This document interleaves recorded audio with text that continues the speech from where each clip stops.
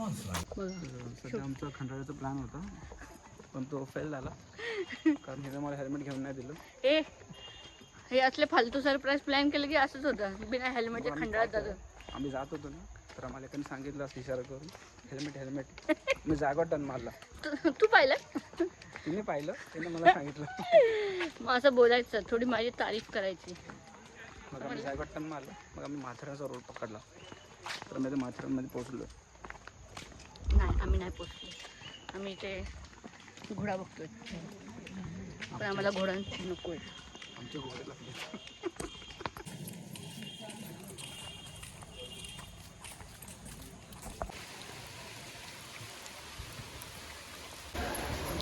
हम लोग हैं अमन लॉज.